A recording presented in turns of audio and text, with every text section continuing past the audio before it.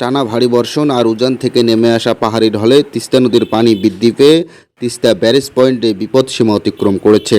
Barrage পয়েন্টে বিপদসীমার 2 centimetre উপর দিয়ে পানি প্রবাহিত হচ্ছে। পানির চাপ সামলাতে ব্যারেজের 44টি জলকপাট খুলে দিয়েছে কর্তৃপক্ষ।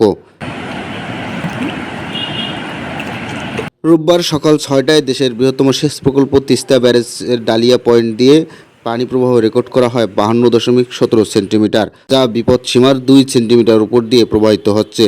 এর আগে শনিবার বিকেল 3টার দিকে বিপদসীমার 5 সেন্টিমিটার নিচ দিয়ে পানি প্রবাহিত হয়। গতকাল রাত 11টা থেকে তিস্তার পানি বৃদ্ধি পেতে থাকে।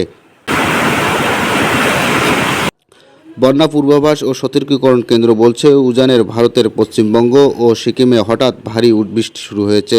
বাংলাদেশের উত্তরাঞ্চলেও ভারী বৃষ্টি চলছে। এতে উত্তরাঞ্চলের প্রধান নদী তিস্তা, ধরলা, দুধকুমার ও আত্রাইয়ে পানি দ্রুত বাড়তে শুরু করেছে।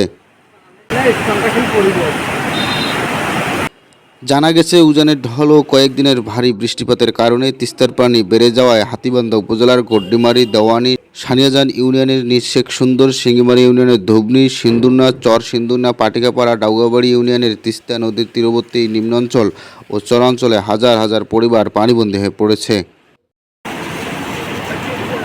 পানি উন্নয়ন বোর্ডের ডালিয়া শাখার নির্বাহী প্রকৌশলী আসফা উদ্দৌলা বলেন, কয়েকদিনের টানা ভারী বর্ষা ও উজানের ঢলে তিস্তার পানি বৃদ্ধি পেয়েছে। পানি বাড়তে থাকায় তিস্তার পাড়ের নিম্নাঞ্চল এলাকাগুলো প্লাবিত হচ্ছে।